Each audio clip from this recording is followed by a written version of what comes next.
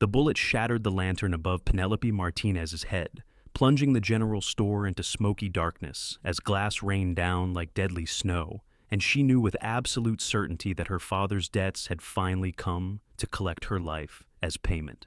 She dropped behind the counter, her heart hammering so hard against her ribs that she thought it might crack bone. The acrid smell of kerosene mixed with gunpowder filled her nostrils as she pressed herself against the rough wooden planks, trying to make herself as small as possible. Outside, she could hear them, the Garrison gang, 5 men who rode through southern Utah like a plague, leaving nothing but ashes and grief in their wake. "Come on out, Miss Martinez," a gravelly voice called through the shattered window. "Your daddy owed us $3,000. Now that he's gone and got himself killed in that mining accident, that debt falls to you." Penelope's hands trembled as she reached for the old rifle her father kept beneath the counter. 3 months. It had only been 3 months since the cave-in at the silver mine outside Marysvale. Utah had taken her father and 6 other men.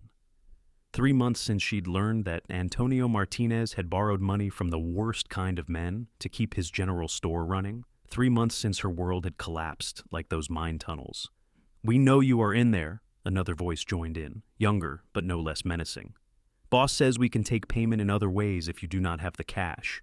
The implication made bile rise in her throat.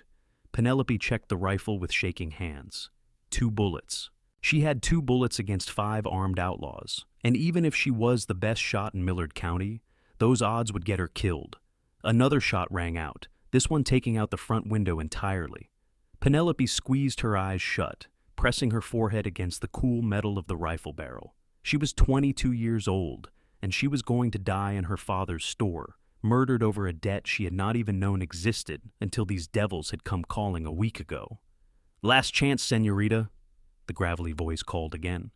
Penelope took a deep breath, steadying herself. If she was going to die, she would die fighting. She rose slightly, bringing the rifle to her shoulder, searching for a target in the dim evening light, filtering through the destroyed windows. That was when she heard the horse. Not multiple horses, just one, moving at a steady trot down the main street of Marysvale. The hoofbeats were calm, unhurried, completely at odds with the violence hanging in the air like storm clouds.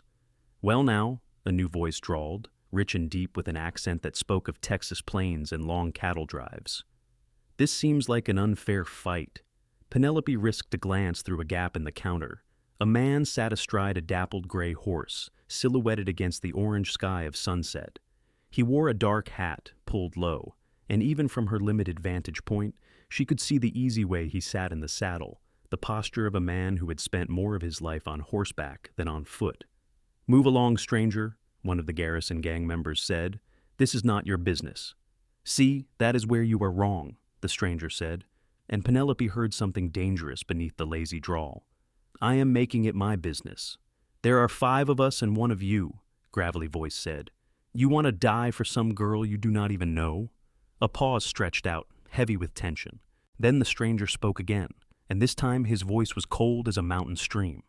"They say she's surrounded by outlaws. Well then, so am I now." Everything happened at once. The stranger moved with a speed that seemed impossible for someone who had appeared so relaxed. His gun cleared his holster in a blur of motion, and the first shot took gravelly voice in the shoulder, spinning him around. The gang members scattered, diving for cover and returning fire, but the stranger was already moving, his horse responding to invisible commands as it danced sideways. Penelope found her own target, one of the outlaws taking aim at the stranger from behind a water trough. She squeezed the trigger, and her bullet caught him in the leg. He went down with a howl of pain. The street erupted into chaos. Marysvale's few residents who had been watching from windows and doorways now fled or ducked for cover. The stranger's gun barked twice more in rapid succession, and 2 more gang members went down. The 5th, seeing his companions fall, made a break for the horses tied at the hitching post. "I would not," the stranger called out, but the outlaw ignored him, swinging into his saddle. The stranger's shot was casual, almost lazy, but it hit the outlaw's gun hand with precision that spoke of countless hours of practice. The man screamed, his weapon clattering to the dust, and his horse bolted without him. He stumbled, fell, and did not get back up. Silence fell over the street, broken only by the groans of wounded men and the nervous snorting of horses. Penelope stood slowly, the rifle still clutched in her white-knuckled grip. The stranger dismounted with fluid grace, keeping his gun trained on the fallen outlaws as he moved toward them. Up close, she could see he was young, probably not more than 25, with sharp features tanned dark by years under the sun. A few days' worth of stubble shadowed his jaw, and when he glanced her way, she saw his eyes were the color of sage in summer, green-gray and intense. "You hurt, miss?" he asked, his voice gentler now, but still carrying that Texas drawl. "No," Penelope managed, though her voice came out barely above a whisper. She cleared her throat and tried again. "No, I am fine. Thank you. You saved my life." He tilted his head slightly, a gesture that was not quite a nod. "Name's Yates Rollins, and I would say we saved each other, seeing as how you got that one there." He gestured toward the man Penelope had shot, who was clutching his bleeding leg and cursing in a steady stream. "Penelope Martinez," she said. "This is my store, was my father's store." Before Yates could respond, the sound of multiple horses approaching made them both tense. But these were not outlaws. It was Sheriff Davies and 3 of his deputies, finally arriving now that the shooting had stopped. Typical, Penelope thought bitterly. The law in Marysvale had been useless when she had gone to them about the Garrison gang's threats. "What in blazes happened here?" Sheriff Davies demanded, his round face red with exertion or embarrassment or both. "These men tried to kill Miss Martinez," Yates said calmly, holstering his gun. "We defended her life and property." "The Garrison gang," one of the deputies breathed, recognizing the men on the ground. "You took down the Garrison gang?" "They took themselves down by picking a fight they could not win," Yates said. "Now, if you do not mind, the lady has had a rough evening. How about you law-abiding gentlemen clean up this mess while I make sure she is actually all right?" Sheriff Davies sputtered, clearly not used to being given orders, but he also was not stupid enough to argue with a man who had just single-handedly defeated 5 outlaws. He nodded curtly and began barking orders at his deputies. Yates turned back to Penelope, and the hard edges of his expression softened. "Is there somewhere we can talk? Somewhere without bullet holes and broken glass?" Penelope found herself nodding, though her mind was still reeling from the violence that had erupted in her life with such suddenness. "There is a back room. I live above the store, but the back room is closer." She led him through the store, navigating by memory in the growing darkness. The back room was small, used mostly for storage and bookkeeping. She lit a lamp with hands that had finally stopped shaking, and warm light filled the space. In the lamplight, she got her first proper look at Yates Rollins. He was tall and lean, built like a man who had spent his life working hard for every meal. His clothes were worn, but clean dark trousers, a brown shirt, and a black vest. A red bandana hung loose around his neck. His hat, when he removed it, revealed dark brown hair that needed a trim. But it was his face that caught her attention. There was something both young and old about it, as if he had seen too much in too few years. "Why did you help me?" Penelope asked suddenly. "You do not know me. You could have been killed." Yates studied her with those sage green eyes, and she felt something flutter in her chest that had nothing to do with fear. "I have my reasons," he said finally. "But the short answer is that I do not abide with men who prey on women, and I especially do not abide with 5 armed men terrorizing 1 unarmed woman." "I was armed," Penelope pointed out, gesturing to the rifle she had set against the wall. A ghost of a smile touched his lips. "That you were.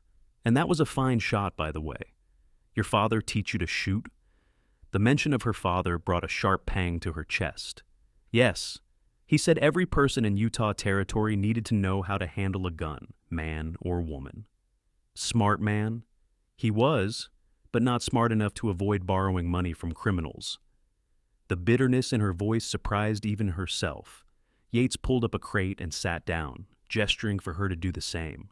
She found herself sitting across from him, the lamp between them casting dancing shadows on the walls. "The debt they mentioned," Yates said carefully. $3,000. Is it legitimate?" Penelope's shoulders sagged. "I do not know. Maybe. Probably. My father was desperate to keep this store running after the railroad passed us by, and most folks moved to the bigger towns. He never told me how bad things were." She looked up at Yates, feeling suddenly defensive. "But even if the debt is real, that does not give them the right to—" "No," Yates interrupted firmly. "It does not give them any rights at all. Debt or no debt, what they tried to do here was murder and worse. The way he said, "and worse," made it clear he understood exactly what the gang had intended. Penelope felt her cheeks flush and looked away. "What will you do now?" Yates asked after a moment of silence. "I do not know," Penelope admitted. "I have been trying to keep the store running, but it is hard. Most of our customers went to Richfield or Beaver. And now with this—" She gestured vaguely toward the front of the store and its shattered windows. "I cannot afford repairs. I can barely afford to eat." Yates was quiet for a long moment, his fingers tapping a slow rhythm on his knee. "The Garrison gang," he said finally. "There is paper out on all of them. Dead or alive, but worth more alive. $500 a head." Penelope's eyes widened. $2,500? Give or take. Might be more for the boss. That would be the one I shot in the shoulder. Heard he was wanted for murder in Nevada. Yates leaned forward, his expression serious. "That is your money, Miss Martinez. You need it more than I do. But you are the one who—" Penelope stumbled over her words, overwhelmed. "I only shot one of them, and not fatally. You cannot just give me the reward money." "I can, and I am," Yates said. "Besides, you put a bullet in one of them. That makes you part of their capture. And like I said, you need it more than I do." "Why?" The question burst from Penelope before she could stop it. "Why are you being so kind to me? People are not just kind like this. What do you want?" Something flickered across Yates' face. Pain, maybe, or old memories. "Not everyone wants something, Miss Martinez. Some of us are just trying to make up for past mistakes." Before Penelope could ask what he meant, Sheriff Davies knocked on the doorframe, making them both turn. "We got them all secured," he said, not quite meeting Penelope's eyes. "They will be locked up until the circuit judge comes through next month." "The reward money," Yates said. "See that Miss Martinez gets it. She is the one who brought this to your attention." Sheriff Davies looked like he wanted to argue, but something in Yates' steady gaze made him nod instead. "Yes, well, there will be paperwork, but I can arrange that." After the sheriff left, Penelope turned back to Yates. "You do not have to do this." "I know," Yates said simply. He stood, retrieving his hat. "But I am going to anyway. Now it is getting late. Do you have somewhere safe to stay tonight? Because I would not put it past some of those outlaws' friends to come looking for revenge." The thought had not even occurred to Penelope, and fresh fear washed over her. "I live upstairs," she said weakly. "I have nowhere else." Yates frowned, clearly not liking that answer. "Is there a hotel in town?" "The boarding house on 2nd Street, but I cannot afford—" "I can," Yates interrupted. "And before you argue considerate payment for that fine shot you made, you probably saved my life." Penelope wanted to argue, but exhaustion was crashing over her in waves. The adrenaline that had kept her going was fading, leaving her feeling hollow and shaky. "Just for tonight," she said.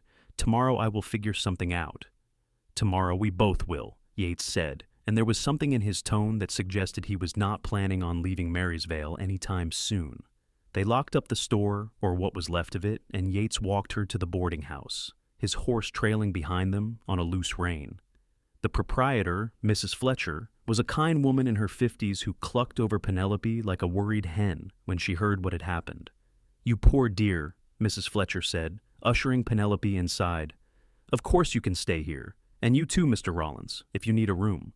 "I appreciate that, madam," Yates said, handing over coins for both rooms without hesitation. Mrs. Fletcher showed them to adjacent rooms on the 2nd floor. At her door, Penelope turned to Yates, words jamming up in her throat. "Thank you" seemed inadequate. "You saved my life" did not cover it, so instead she just said, "Good night, Mr. Rollins." "Yates," he corrected gently. "And good night, Miss Martinez. Lock your door, and if you need anything, I am right next door." Penelope did lock her door, and she even dragged a chair under the handle for good measure. But as she lay in the narrow bed, staring at the ceiling, sleep eluded her. Every time she closed her eyes, she saw the muzzle flash of guns, heard the sound of breaking glass, felt the terror of thinking she was about to die. And she saw Yates Rollins sitting calmly on his horse, making the conscious choice to risk his life for a stranger. Who was this man? And why did the memory of his sage-green eyes make her feel things she had no business feeling about someone she had just met? In the next room, Yates lay awake as well, staring at the same ceiling. He had not planned on stopping in Marysvale. He had been heading south, trying to outrun his past and the memories that haunted him. But when he had ridden into town and heard the gunshots, when he had seen those 5 men surrounding that store like wolves circling prey, something in him had snapped. He had not been able to save Sarah, but maybe, just maybe, he could save someone else. The morning came too quickly, bringing with it harsh sunlight and the reality of what had happened the night before. Penelope woke to find that Mrs. Fletcher had laid out a simple dress for her, apparently her own daughter's, since Penelope's clothes were back at the store. It was a little loose but serviceable, a simple blue cotton that brought out the warm brown of her eyes.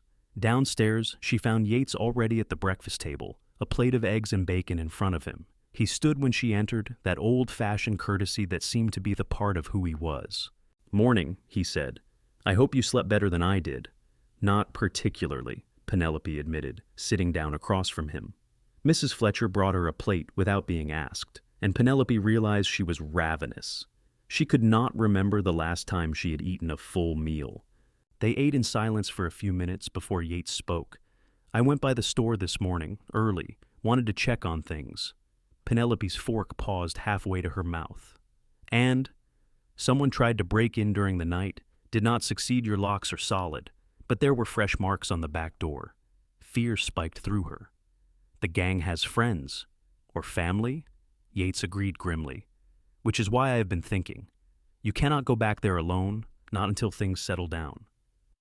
"I do not have a choice," Penelope said, trying to keep the desperation out of her voice.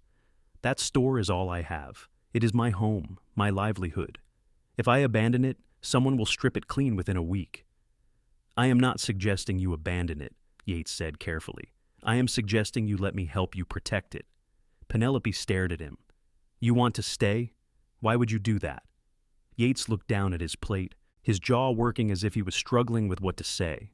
"I told you last night I was trying to make up for past mistakes," he said finally. "I was not lying. I lost someone once because I was not there when she needed me. I will not make that mistake again." The pain in his voice was raw enough that Penelope did not push for details. Instead, she said softly, "You do not owe me anything. You already saved my life." "Maybe I am not doing this for you," Yates said, meeting her eyes. "Maybe I am doing it for me." There was something in his gaze that made Penelope's breath catch a vulnerability that seemed at odds with the deadly efficiency he had displayed the night before. This was a man carrying ghosts, she realized, a man trying to outrun his own demons. "All right," she said quietly. "If you truly mean it, I could use the help, but I cannot pay you much." "I do not want payment," Yates said. "Just give me a place to sleep and meals when you can spare them. That will be enough." They shook hands across the table, and Penelope felt calluses on his palm that spoke of years of hard work. His grip was firm but gentle, and he held her hand perhaps a moment longer than necessary before releasing it. "Partners, then," Penelope said. "Partners," Yates agreed. They spent the morning assessing the damage to the store. It was worse in daylight than it had seemed the night before. Both windows would need replacing, the door had been splintered by bullets, and the interior was a mess of broken glass and spilled merchandise. Penelope looked at the destruction and felt tears prick her eyes. "Hey," Yates said softly, appearing at her elbow. "This is all fixable. Trust me." "With what money?" Penelope asked, not bothering to hide her despair. "Even with the reward money, I will barely have enough to replace inventory and pay off my father's debt." "The debt is paid," Yates said firmly. "Those men are in jail. They have no legal claim on you anymore. As for the repairs, I am pretty handy with a hammer and saw. We can salvage a lot of this wood and glass. It will take time, but we can do it." Penelope looked at him. This stranger who had ridden into her life less than 24 hours ago and was now talking about rebuilding her store as if it was the most natural thing in the world. "Why are you really doing this?" she asked again. Yates was quiet for a long moment, his eyes distant. Then he said, "I was engaged once, 3 years ago, back in Texas. Her name was Sarah, and she was the kindest person I ever knew. We were going to be married in the spring, have a little ranch, raise cattle and children, and grow old together." He paused, his throat working. Penelope waited, sensing he needed to tell this story. "But her father owed money to a man named Pike Harrison," Yates continued, "a man who thought debts could be paid in many ways. When Sarah's father could not pay, Pike came collecting. I was away, running a herd up to Kansas. By the time I got back, his voice broke. By the time I got back, Sarah was dead. She killed herself rather than let Pike touch her. Penelope's hand flew to her mouth. Oh God, Yates! I hunted Pike Harrison for 2 years, Yates said, his voice flat now, emotionless. Finally caught up with him in New Mexico. Put a bullet right between his eyes. Thought it would make me feel better, but it just made me feel empty. So, I have been drifting ever since, trying to figure out who I am without Sarah, without that anger driving me. He looked at Penelope then, and his eyes were blazing with intensity. When I rode into town last night and heard them threatening you, heard them talking about taking payment in other ways, I saw Sarah all over again. And I knew I could not let it happen. Not again. Not when I could actually do something about it. Penelope felt tears sliding down her cheeks. She reached out and took Yates' hand, squeezing it hard. I am so sorry, she whispered. I am so sorry that happened to you and Sarah. Not your fault, Yates said roughly. Nothing anyone could have done, but that is why I am here. That is why I am not leaving until I know you are safe and your life is back on track. Because I could not save her, but maybe I can save you.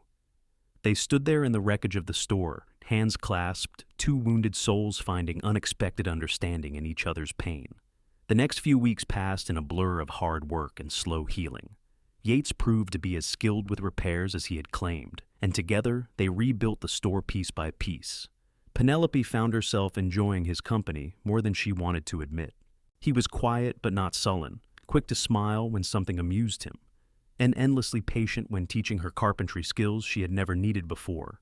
The town's attitude toward them was complex. Some people praised Yates for his heroism in stopping the Garrison gang. Others whispered behind their hands about the propriety of a young woman spending so much time alone with a stranger. Penelope tried not to care about the gossip, but it stung nonetheless. Let them talk, Yates said one afternoon when he caught her looking troubled. Small-town folks always need something to gossip about. Next month it will be someone else's scandal they are chewing on. Easy for you to say, Penelope muttered, hammering a nail with more force than necessary.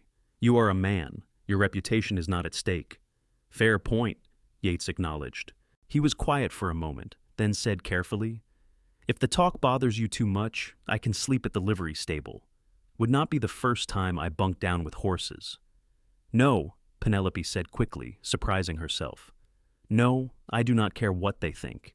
You have been nothing but respectful, and I feel safer with you here. If that makes me scandalous, so be it. Yates smiled, and it transformed his whole face, chasing away the shadows that usually lurked there. Scandal suits you, Miss Martinez. Penelope, she corrected, echoing what he had said that first night. If we are partners in scandal, you should probably use my first name. Penelope, he repeated, and the way he said it, with that soft Texas drawl, made something warm bloom in her chest. The reward money came through 3 weeks after the shooting. Sheriff Davies delivered it personally, along with an official letter from the territorial marshal commending both Penelope and Yates for their bravery. Penelope stared at the stack of bills in her hands, more money than she had seen in years. Well, she said shakily, I suppose this means I can actually pay you for all your work. I told you I do not want payment, Yates said from where he was restocking shelves. And I am telling you I insist, Penelope countered. You have been working for weeks with nothing but room and board. That is not fair. Life is not fair, Yates said with a shrug. If it was, your father would not have died in that mine, and my Sarah would not have... He trailed off, his expression going distant. He still talked about Sarah sometimes, always in that same tone of mingled love and grief. Penelope had learned not to be jealous of a ghost. Sarah had been a real person who Yates had loved deeply, and that love did not diminish just because she was gone. But sometimes, late at night, when Penelope lay in her room above the store, she wondered if Yates would ever be able to love anyone else. If he would ever stop seeing Sarah's face when he looked at other women. If he would ever truly see her. She shook off the thought, annoyed with herself. This was a business arrangement, nothing more. The fact that her heart beat faster when Yates smiled at her, that she found excuses to stand close to him when they worked, that she dreamed about him more nights than not, all of that was irrelevant. Yates was here because of guilt and grief, not because he felt anything for her. But then autumn came to Marysvale, painting the mountains in shades of gold and crimson, and something began to shift between them. It started small, lingering glances that lasted a heartbeat too long, hands brushing when they passed tools, conversations that stretched late into the evening after the store closed. Yates began to smile more often, the shadows in his eyes gradually lightening. Penelope caught herself humming while she worked, something she had not done since her father died. One evening in late October, they were sitting on the steps of the store, watching the sun set over the mountains. The store was finally fully repaired and restocked, and business had actually picked up thanks to word spreading about the confrontation with the Garrison gang. Penelope had discovered that notoriety, while uncomfortable, was good for business. "I have been thinking," Yates said suddenly, "about moving on soon." Penelope's heart dropped into her stomach. "Oh," she managed, trying to keep her voice neutral. "I see." "The store is running well," Yates continued, not looking at her. "You do not need me anymore, and I have been in one place for nearly 2 months now. That is longer than I have stayed anywhere since Sarah died." "Right," Penelope said, standing abruptly. "Of course. You have your own life to live. I have been keeping you here too long." She turned to go inside, not wanting him to see the tears gathering in her eyes. But Yates caught her wrist gently, stopping her. "Penelope," he said, and there was something in his voice that made her turn back to him. "I did not say I wanted to leave. I said I have been thinking about it. There is a difference." "What difference?" Penelope asked, her voice coming out more harshly than she intended. "Either you were going or you were staying." Yates stood, still holding her wrist, his thumb brushing across her pulse point. "The difference is that for the first time in 3 years, I do not want to leave. For the first time since Sarah died, I have found a reason to stay in one place." Penelope's breath caught. "What reason?" she whispered. Instead of answering with words, Yates stepped closer, his free hand coming up to cup her cheek.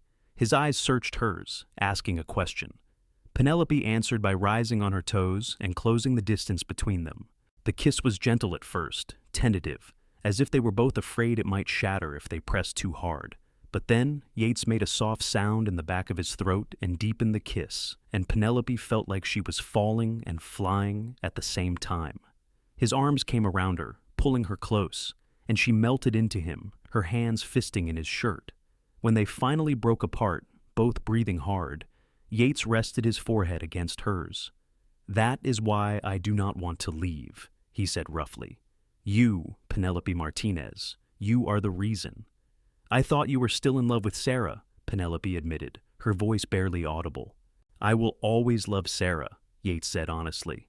"She was my first love, and what happened to her will always be part of who I am. But loving her memory does not mean I cannot love someone else. And Penelope, I think I might be falling in love with you." Tears spilled down Penelope's cheeks, but they were happy tears. "I think I might be falling in love with you too," she whispered. Yates kissed her again, slower this time, savoring it. When they parted, he smiled that rare, full smile that lit up his whole face. "So, I suppose I am staying then." "I suppose you are," Penelope agreed, smiling through her tears. But, of course, life in the Utah Territory was never that simple. 2 days later, trouble arrived in the form of a man named Curtis Garrison, older brother to the gang leader that Yates had shot. Curtis rode into Marysvale with a hard face and murder in his eyes, and by the time Penelope heard he was in town, he was already standing in the middle of Main Street, calling out Yates's name. "Rollins!" Curtis bellowed. "Get out here and face me like a man. You shot my brother and put him in prison. Now I am here to return the favor." Penelope's blood ran cold. She was in the store, and Yates was across the street at the blacksmith's, getting hardware for new shelving. She saw him emerge at Curtis's shout, saw his hand automatically drop to his gun. "No," Penelope breathed, and then she was running, heedless of the danger, her only thought to stop this before someone died. She burst out of the store just as Yates stepped into the street. "Yates, do not!" she screamed. Both men turned to look at her. Curtis's face twisted into an ugly smile. "Well now," he said, "I heard you were protecting some Mexican shop girl. Did not realize you were sweet on her." "Watch your mouth," Yates said, his voice deadly quiet. "Or what?" Curtis taunted. "You will shoot me like you shot my brother, like you shot Pike Harrison up in New Mexico?" Yates froze. "How do you know about Pike?" "Everyone knows about Pike," Curtis said with a laugh. "You shot him down in cold blood, murdered him without giving him a chance to defend himself. You are not a hero, Rollins. You are just another killer. Pike Harrison got what he deserved, Yates said, but Penelope could hear the doubt creeping into his voice. He drove my fiancée to her death. So you say, Curtis replied. But the way I heard it, you just wanted an excuse to kill someone, and now you have done it again, shot up my brother's gang, and got them all thrown in prison. Well, I am here to make sure you pay for that. Then draw, Yates said flatly, because I am not backing down from you. Yates, please, Penelope said, walking toward them, even as several townspeople shouted at her to get back. Please, do not do this. Stay out of this, Penelope, Yates said, without taking his eyes off Curtis. I will not, Penelope said fiercely. She positioned herself between the two men, facing Curtis. Your brother and his gang tried to murder me over a fraudulent debt. Yates saved my life. If you want to shoot him, you will have to shoot through me first. Penelope, move, Yates growled, real fear entering his voice for the first time. No, Penelope said stubbornly. Curtis stared at her, then at Yates, clearly not having expected this. You are willing to die for him? He asked incredulously. Yes, Penelope said simply. Just like he was willing to die for me. That is what people do when they love each other. The words hung in the air, and Penelope saw Yates's expression soften, even as Curtis's face hardened further. Then you are both fools, Curtis spat. Maybe, Penelope agreed. But we are alive fools, and your brother and his gang are in prison where they belong. You can shoot us both right here in the street, but that will just get you hanged. Is that really what you want? To die avenging a brother who was a thief and a would-be murderer? Curtis's hand hovered over his gun, and for a long moment, Penelope thought she had miscalculated, that he was going to shoot them both. But then Sheriff Davies arrived with his deputies, guns drawn. That is enough, Garrison, the sheriff said firmly. I heard your brother's confession. He admitted to trying to extort Miss Martinez, to attempting murder. If you draw that gun, I will have to arrest you, and if you shoot anyone, I will shoot you myself. Curtis looked around at the ring of armed men facing him, at Penelope standing defiantly between him and Yates, and something in him seemed to deflate. This is not over, he said finally. Yeah, it is, Yates said, stepping around Penelope to face Curtis directly. Your brother made his choices, and now he is paying for them. You can make different choices. You can walk away, go home, live your life, or you can end up dead or in prison just like him. Your call. For a moment, Curtis just stared at Yates. Then he turned without another word, walked to his horse, and rode out of town. The gathered crowd released a collective breath. Yates turned to Penelope, and she saw that his hands were shaking. Do not ever do that again, he said roughly. Do not ever put yourself between me and a gun. You did it for me, Penelope pointed out. That is different. Why? Because you are a man and I am a woman? Because your life matters more than mine? Penelope was aware they had an audience, but she did not care. I meant what I said, Yates. I love you, and I was not about to let you die for me without fighting for you in return. Yates pulled her into his arms, holding her so tightly she could barely breathe. I love you too, he said into her hair. God help me. I love you too much to lose you. They stood there in the middle of Main Street, holding each other while the town watched, and Penelope realized she did not care what anyone thought. She had found something precious and rare, a man who had been broken by loss but was willing to let himself be healed by love, a man who had ridden into her life when she needed him most and chosen to stay. That night, after the store closed and the last curious townsperson had left, Yates and Penelope sat in the back room, talking about their future. I want to stay in Marysvale, Yates said, with you, but I do not want to just be your hired help or the man who sleeps in your back room. I want something real, something permanent. Penelope's heart was beating so hard she thought he must be able to hear it. What are you saying? Yates took her hands in his sage green eyes serious. I am saying I want to marry you, Penelope Martinez. I want to be your husband, your partner in every way. I want to help you run this store and build a life here together. I know it has not been that long, and maybe people will say we are rushing. But I have already wasted 3 years running from my grief. I do not want to waste any more time. Yes, Penelope said without hesitation. Yes, I will marry you. Yates' face broke into that beautiful smile, and he kissed her with a passion that made her toes curl. When they broke apart, both laughing breathlessly, Penelope said, "But I have one condition." "Anything," Yates said. "We do not name our first child Sarah," Penelope said gently. "I respect that you loved her, and I do not mind if we honor her memory in other ways. But our children should have their own names, their own identities." Yates looked surprised, then thoughtful. Finally, he nodded. "You are right. Thank you for saying that.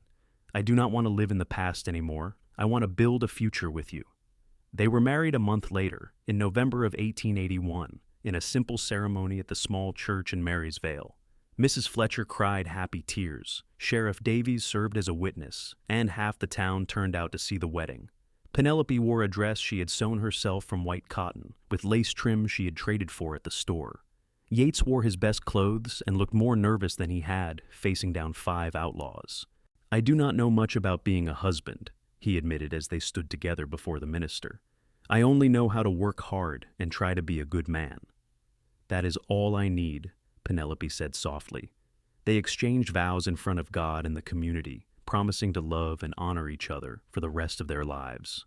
When the minister pronounced them husband and wife, Yates kissed Penelope with such tenderness that several women in the audience sighed audibly. The reception was held at the boarding house, with Mrs. Fletcher providing food and music, courtesy of old Mr. Hendricks and his fiddle. Penelope danced with her new husband, her head resting against his chest, listening to the steady beat of his heart. This was real, she thought. This was actually her life now. "Happy?" Yates murmured into her hair. "So happy," Penelope confirmed. "You?" "Happier than I thought I could be again," Yates admitted. "Thank you for taking a chance on a broken-down cowboy with too much past and not enough future." "You have plenty of future," Penelope said, pulling back to look up at him. "Our future, together." They spent their wedding night in the room above the store that was now officially theirs as a married couple. Yates was gentle and patient, and Penelope discovered that making love was far more wonderful than the whispered stories from married women had led her to believe. Afterward, they lay tangled together in the narrow bed, talking quietly about their plans and dreams. "I want children," Penelope said. "Lots of them. This store is big enough that we could expand, add on rooms if we need to." "How many is lots?" Yates asked, amusement in his voice. "I do not know. 3, 4, however many we are blessed with." "Then we better start working on it," Yates said with a grin, pulling her closer. Penelope laughed and swatted his chest. "We just got married this morning. Give me at least a day to catch my breath." "Fair enough," Yates conceded. He was quiet for a moment, then said more seriously, "I want you to know that I am going to do everything in my power to be a good husband and father. I know I am not perfect, and I am sure I will make mistakes, but I promise I will always try my best." "That is all anyone can ask," Penelope said, kissing him softly. "We will figure it out together." The first year of their marriage was not always easy. They had to learn to live together, to navigate disagreements and compromise on decisions. Yates had to adjust to being part of a community again after years of drifting, and Penelope had to get used to sharing her space and her life with another person. But through it all, their love grew stronger. The store thrived under their joint management. Yates' carpentry skills allowed them to expand their merchandise to include furniture and repairs, while Penelope's head for numbers kept them profitable. They hired a young man named Thomas to help with heavy lifting and deliveries, which gave them more time to focus on building their business and their life together. In the spring of 1882, Penelope discovered she was pregnant. Yates was so overjoyed he picked her up and spun her around, ignoring her laughing protests. "We are going to be parents," he kept saying, wonder in his voice. "We are actually going to be parents." The pregnancy was not easy. Penelope suffered from terrible morning sickness for the first 3 months, and Yates hovered over her like a worried hen, much to her alternating amusement and annoyance. But as her belly grew and the baby began to kick, Penelope found herself more content than she had ever been. "What should we name him?" Yates asked one night, his hand splayed across her swollen stomach. "What makes you think it is a him?" Penelope countered. "Just a feeling," Yates said with a shrug. "But if it is a girl, I will be just as happy." They debated names for weeks, going through lists and family histories. Finally, they settled on William for a boy and Pearl for a girl. both names that meant something to them without being tied to painful memories. William Rollins came into the world on a cold January morning in 1883, screaming his displeasure at being evicted from his warm home. Yates stood by Penelope's side through the entire labor, holding her hand and whispering encouragement even when she cursed him for getting her pregnant in the first place. "He is perfect," Yates breathed when the doctor placed the squalling infant in his arms. "Penelope, look at him. He is perfect." Penelope, exhausted but elated, smiled at the sight of her husband cradling their son with such tenderness. "He has your eyes," she said softly. "And your nose," Yates countered, "and hopefully your brains and my good looks." "Keep dreaming, cowboy," Penelope said with a tired laugh. Being parents transformed them both in ways they had not expected. Yates, who had been so haunted by his past, threw himself into fatherhood with fierce devotion. He learned to change diapers in warm bottles, to rock William to sleep at 2 a.m, to sing off key lullabies that somehow soothed the baby when nothing else would. Penelope watched her husband become a father and fell in love with him all over again. 2 years later, their daughter Rose was born, followed 18 months after that by another son they named Daniel. The store expanded to accommodate their growing family, with Yates adding on rooms and a proper upstairs that gave the children space to play and grow. Life in Marysvale settled into a comfortable rhythm. The store continued to thrive, becoming a central hub for the community. Yates and Penelope became respected members of the town, known for their fairness in business and their willingness to help neighbors in need. The story of how they met the shootout with the Garrison gang, Yates's heroic defense of Penelope, became local legend, embellished with each retelling. But despite their success and happiness, they never forgot the difficult path that had brought them together. On the anniversary of the day they met, Yates and Penelope always made time to be alone together, to remember how close they had come to never finding each other. "Do you ever regret it?" Penelope asked one evening when their children were tucked into bed, and they sat on the front porch watching the sun set over the mountains. "Stopping in Marysvale that day? You could have just ridden past." "Never," Yates said firmly, pulling her close. "That day changed my life. You changed my life. Before I met you, I was just existing, wandering from place to place with no purpose. You gave me a reason to stop running, a reason to build something lasting." "You saved me first," Penelope reminded him. "If you had not shown up when you did, I would be dead." "Then I guess we saved each other," Yates said, kissing the top of her head. "And I would not change a single thing about it." The years passed, bringing with them the joys and challenges that come with raising children and running a business in a frontier town. William grew tall and serious like his father, with a quiet strength that made Penelope proud. Rose was spirited and clever, always asking questions and pushing boundaries. Daniel was the charmer, with dimples and a smile that could talk him out of any punishment. In 1890, when William was 7 and Daniel was 3, Penelope discovered she was pregnant again. This pregnancy was harder than the others. She was older now, nearly 30, and her body did not bounce back as easily. Yates worried constantly, cutting back his hours at the store to spend more time helping with the children and the house. "I am fine," Penelope kept insisting. "Women have been having babies for thousands of years. I am not made of glass." "You are made of something precious," Yates countered, "and I am not taking any chances." Their 4th child, a daughter they named Grace, was born in the spring of 1891, tiny but healthy. Yates held her with the same wonder he had shown with William, marveling at her perfect fingers and toes. "4 children," he said, shaking his head in amazement. "We have 4 children, Penelope." "I know," Penelope said, watching him with grace. "We are very blessed." "We are," Yates agreed. He looked at her, his sage green eyes serious. "I never thought I could have this. After Sarah died, I thought any chance at happiness died with her. But you proved me wrong. You showed me that it is possible to love again, to build a family, to find joy even after terrible loss." "You showed me the same thing," Penelope said softly. "After my father died, I was just trying to survive. You taught me how to live again." As their children grew, Yates and Penelope made sure they knew the story of how their parents met, not the sanitized version the town told, but the real story, with all its danger and fear and unlikely heroism. They wanted their children to understand that sometimes the best things in life come from the worst circumstances. That love can bloom even in the harshest soil. William listened to the story with rapt attention, his young mind already working on the lessons it contained. Rose wanted to know if her mother had really shot one of the outlaws, and when Penelope confirmed it, Rose declared that she was going to learn to shoot too. "Over my dead body," Yates said automatically, then caught himself. "Actually, you are right. Every person should know how to defend themselves. We will start lessons next week." Penelope rolled her eyes but could not argue. She had learned to shoot from her father, and that skill had saved her life. It only made sense to pass that knowledge to their children.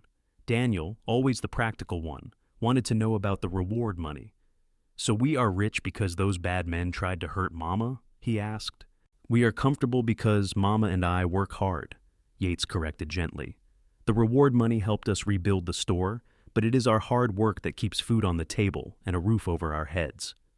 As the children grew older, they began to take on more responsibilities in the store and around the house. William showed a natural aptitude for carpentry, working alongside his father on repairs and projects. Rose had her mother's head for numbers and loved helping with the bookkeeping. Daniel charmed customers and proved to be an excellent salesman despite his young age. And Grace, as she grew from infant to toddler, brought joy to everyone who met her. The town of Marysvale grew too. The railroad finally came through in 1894, bringing new people and new opportunities. Other businesses opened on Main Street, a proper hotel to replace the boarding house, a restaurant, a bank. Yates and Penelope's store remained the heart of the community, but now they had friendly competition that kept them on their toes. Through it all, their love remained the foundation of everything they built. They still stole moments alone when they could early morning walks before the children woke, late-night conversations after the store closed, the occasional trip to nearby towns when Mrs. Fletcher could watch the children. Their love had matured from those early passionate days into something deeper and more enduring, a partnership built on mutual respect and shared dreams. One evening in 1895, when Penelope was 34 and Yates was 37, they were sitting on their porch after putting the children to bed. William was 12 now, already showing signs of the man he would become. Rose was 10 and sharp as a tack. Daniel was 8 and still charming everyone who met him. And Grace, at 4 years old, was the baby of the family, doted on by her older siblings. "I have been thinking," Yates said suddenly, "about expanding the business." Penelope looked at him with interest. "What kind of expansion?" "The railroad has brought a lot of change," Yates said. "More people passing through, more demand for goods. I was thinking we could open a second location, maybe in Richfield or Beaver. William is getting old enough to help manage things, and Thomas has been with us for years now. We could train him up to run one of the stores." "That would be a big undertaking," Penelope said thoughtfully. "But I think we could do it. We have built something good here. Why not share it with other towns?" They talked late into the night, making plans and dreaming dreams. It was something they had always done well together, balancing caution with ambition, practical concerns with hopeful possibilities. But before they could move forward with their expansion plans, tragedy struck. In the spring of 1896, a fire broke out in the building next to their store. Yates spotted it first, smelling smoke in the middle of the night. He woke Penelope and the children, getting them out of the building before racing to fight the fire. The whole town turned out with buckets and blankets, fighting desperately to save the businesses on Main Street. They managed to contain the fire before it reached the Rollins store, but the building next door was a total loss, and several others were badly damaged. In the chaos, Yates pulled 3 people from the burning building, the family who lived above the mercantile next door. The father was unconscious, overcome by smoke, and Yates carried him out over his shoulder before going back for the mother and their young son. By the time the fire was finally out and dawn was breaking, Yates was covered in soot and burns, coughing from smoke inhalation. Penelope insisted the doctor examine him, despite his protests that he was fine. "You are not fine," she said firmly. "You inhaled enough smoke to kill a horse, and you have burns on your hands and arms. Sit down and let the doctor work." Yates sat, mostly because he was too tired to argue. As the doctor treated his burns, Penelope held his hand, tears streaming down her face. "You could have died," she whispered. "You could have died in that fire." "But I did not," Yates said, squeezing her hand. "And neither did that family. That is what matters." "You always do this," Penelope said, her voice breaking. You always put yourself in danger for other people. One of these days your luck is going to run out." "Hey," Yates said gently, cupping her face with his bandaged hand. "Hey, look at me. I am fine. A few burns and some smoke in my lungs, but I am fine. And I would do it again in a heartbeat, because that is what we do for our neighbors." "I know," Penelope said, wiping her eyes. "I know, and I love you for it, but it does not make it any less terrifying." The family Yates had saved the Hendersons were so grateful they could barely express it. The father, Martin Henderson, had been unconscious and would have died without Yates's intervention. His wife Clara and their son Timothy, only 6 years old, likely would have perished as well. "I can never repay you," Martin said when he had recovered enough to speak. "You saved my life, my family. If there is ever anything I can do for you, anything at all, you just have to ask." "Help rebuild," Yates said simply. "Help rebuild your business and your home. That is the best way to repay me by not giving up." The fire became another chapter in the growing legend of Yates Rollins, the hero of Marysvale. But Yates did not want to be a hero. He just wanted to live his life, raise his children, and grow old with the woman he loved. The years continued to pass, bringing with them all the changes that come with time. The children grew into young adults with dreams and ambitions of their own. William, at 18, was already talking about starting his own carpentry business. Rose, at 16, was the best student in her class and talked about becoming a teacher. Daniel, at 14, had discovered a love for music and could play the fiddle better than old Mr. Hendricks ever had. And Grace, at 10, was showing signs of inheriting both her mother's business sense and her father's carpentry skills.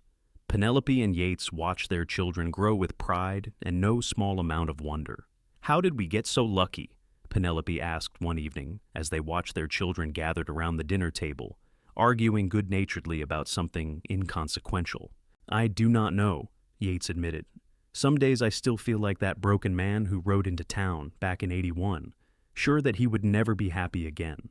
And then I look at you, at our children, at the life we have built together, and I realize I have been given a second chance that most people never get." "We gave that to each other," Penelope corrected gently. "You saved my life that day, but I think I saved yours too, in a different way." "You did," Yates agreed, pulling her close. "You absolutely did. In 1899, they finally followed through on their expansion plans, opening a second store in Richfield, with William managing it under Yates' guidance. It was hard to let their eldest son go, even though Richfield was only 30 miles away, but they were proud of his independence and his business acumen. Rose graduated from the small school in Marysvale that year and announced her intention to attend the territorial normal school in Salt Lake City to become a certified teacher. Penelope and Yates discussed it at length. Salt Lake was far away, and Rose was only 18, but ultimately they decided to support her dreams. "We raised them to be independent and strong," Yates said as they watched Rose pack for her journey north. "We cannot hold them back now just because we are going to miss them." "I know," Penelope said, wiping tears from her eyes. "But knowing something intellectually and feeling it emotionally are two very different things." With William in Richfield and Rose in Salt Lake City, the house felt emptier than it had in years, but Daniel and Grace were still home, filling the space with music and laughter and the everyday chaos of youth. The new century arrived with celebration and hope. On New Year's Eve, 1899, the entire town of Marysvale gathered in the street to count down to the year 1900.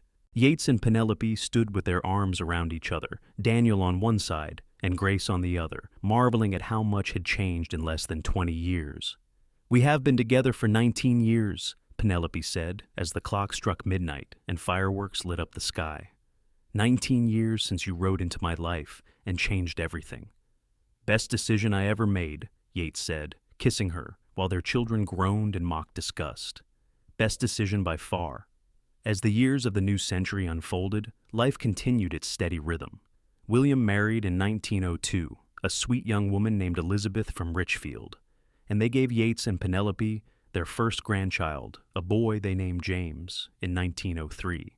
Rose came home from Salt Lake City in 1904 with her teaching certificate and took a position at the Marysvale School, though she was courted by at least half a dozen young men before finally settling on a newspaper editor named Robert from Beaver. Daniel followed his love of music to San Francisco, where he played in orchestras and eventually opened a music school. Grace, as the baby of the family, stayed close to home, working in the store and helping her parents as they grew older. In 1910, Penelope and Yates celebrated their 29th wedding anniversary. They were in their late 40s now, with gray threading through their hair and lines around their eyes that came from years of laughter and hard work. The store was still thriving, now managed mostly by Grace with help from Thomas, who had become like family after nearly 30 years of loyal service. "We should take a trip," Yates announced one evening. "Just the two of us. We have spent almost 30 years building this business and raising our children. I think we have earned a vacation." "Where would we go?" Penelope asked, intrigued despite herself. "Anywhere you want," Yates said. "San Francisco to visit Daniel, Salt Lake City, Denver. We could even go to Texas if you wanted, see where I grew up." They settled on San Francisco, partly to visit Daniel, but mostly because neither of them had ever seen the ocean. They left Grace and Thomas in charge of the store and took the train west, marveling at the speed and convenience of the modern travel. San Francisco was overwhelming so many people, so much noise, buildings taller than anything in Utah.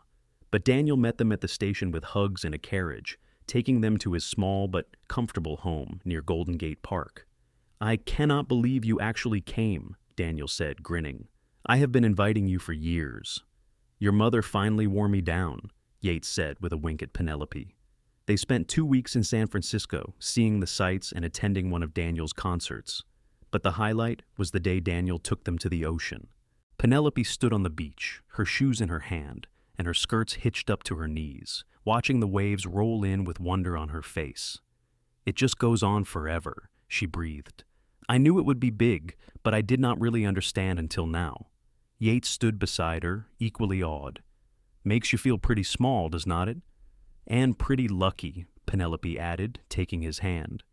"That out of all the vast world, we found each other in a little town in Utah." They walked along the beach for hours, talking about their life together, the struggles they had overcome, the joys they had shared, the family they had raised. As the sun set over the Pacific, turning the sky shades of orange and pink that rivaled any Utah sunset, Yates pulled Penelope close.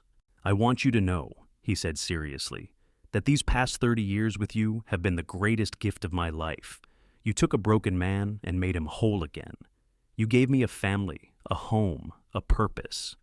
I could never thank you enough for that." "You do not have to thank me," Penelope said, tears pricking her eyes. "You gave me all the same things. We built this life together, and I would not change a single moment of it." They kissed on that San Francisco beach as the sun sank into the ocean, two people who had found each other against all odds and built something beautiful from the wreckage of their pasts. When they returned to Marysvale, they were refreshed and renewed, ready to face whatever the future held. The years continued their march, bringing with them more grandchildren, more changes in the town, more shifts in the world around them. The old frontier was fading, replaced by a more modern age of automobiles and telephones and motion pictures. But through it all, the love between Yates and Penelope remained constant. They still held hands when they walked through town. They still stole kisses when they thought no one was looking. They still talked late into the night about dreams and memories and the future that stretched ahead of them. In 1920, they celebrated their 40th wedding anniversary with their entire family gathered in Marysvale. William was there with Elizabeth and their 4 children. Rose came with Robert and their 3 daughters. Daniel made the trip from San Francisco with his wife Margaret and their twin sons. Grace, still unmarried by choice and happy managing the family store, orchestrated the whole affair with military precision.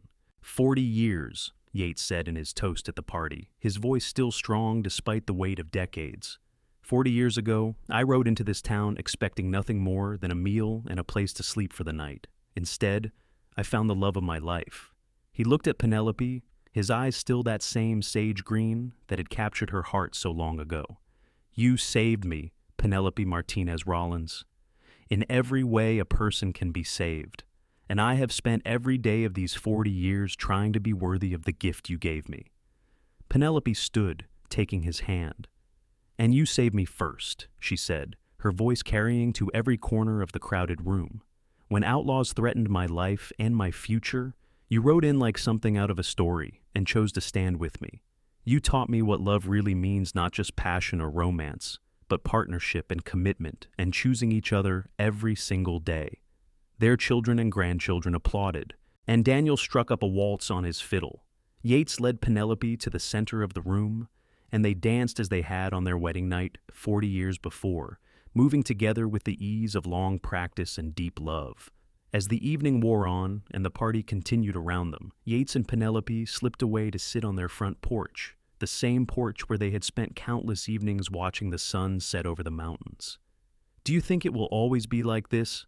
Penelope asked, resting her head on Yates's shoulder. "You and me, still together, still in love, after all these years?" "I know it will," Yates said with certainty. "We have weathered too much together to let anything tear us apart now. We are in this until the end, you and me." "Until the end," Penelope agreed, squeezing his hand. And they were. Through the 1920s and into the 1930s, through economic boom and bust, through family joys and sorrows, Yates and Penelope remained each other's constant. They grew old together gracefully, their love deepening with each passing year. In 1935, as they approached their 55th anniversary, Yates's health began to fail. It was nothing sudden or dramatic, just the slow wearing down that comes with more than 70 years of life. His breathing became labored, his steps slower, his energy diminished. "I am not ready to let you go," Penelope said one evening as she sat beside his bed, holding his weathered hand in hers. "I do not know how to be in this world without you." "You are the strongest person I have ever known," Yates said, his voice weak but steady. "You will be fine. You have our children, our grandchildren, even a few great-grandchildren now. You are surrounded by love." "But none of them are you," Penelope said, tears streaming down her face. "No," Yates agreed, "but I will always be with you in all the ways that matter. Every sunset we watched together, every laugh we shared, every challenge we overcame, those are all part of you now. I am part of you, and you are part of me, and death cannot change that." Yates Rollins passed away peacefully in his sleep on a warm June evening in 1935, surrounded by his family. He was 77 years old and had lived a full, rich life. The entire town of Marysvale turned out for his funeral, remembering the young cowboy who had ridden into town 54 years earlier and become a legend. Penelope grieved deeply, but not bitterly. She had been blessed with 55 years of love and partnership, more than many people ever got. She continued to run the store with Grace's help, finding comfort in work and in the family they had built together. She lived another 12 years, watching her grandchildren grow and her great-grandchildren being born. She told them all stories about their grandfather, about how he had saved her life, how they had fallen in love, how they had built something beautiful together from the ashes of their separate losses. Penelope Martinez Rollins died in her sleep in 1947 at the age of 86. Her last words to Grace were, "Tell them all I love them, and tell your father I am coming home." She was buried next to Yates in the Marysvale Cemetery, under the same sky they had watched turn gold and purple so many evenings together. Their headstone bore a simple inscription: Yates Rollins, 1858-1935. Penelope Martinez Rollins, 1861-1947. They saved each other. And in the end, that was the truth of it. Two broken people who had found each other in a moment of violence and fear, and who had chosen to build a life together based on love and trust and unwavering commitment. Their love story became legend in Marysvale, passed down through generations as an example of what true partnership could be. The store remained in the family for another 20 years, managed by Grace until her retirement, and then by various grandchildren. But eventually it was sold, the building repurposed, the memories fading as old memories do. But the love that remained. In the descendants who carried their names and their values. In the stories told around dinner tables and passed down through family histories. In the simple truth that two people against all odds had found each other and held on tight, building something beautiful that lasted long after they were gone. Because in the end, that is what love does. It endures, it transforms, it saves us when we need saving, and gives us the strength to save others. It turns ordinary moments into extraordinary memories and makes heroes out of ordinary people who choose to stand together against whatever the world throws at them. Yates and Penelope's story was one of danger and rescue, Yes, but more than that, it was a story of two souls recognizing each other across the chaos of life and deciding that together they could build something worth having. It was a story of second chances and new beginnings, of grief transformed into joy, of broken pieces made whole. It was, simply put, a love story. And like all the best love stories, it was true.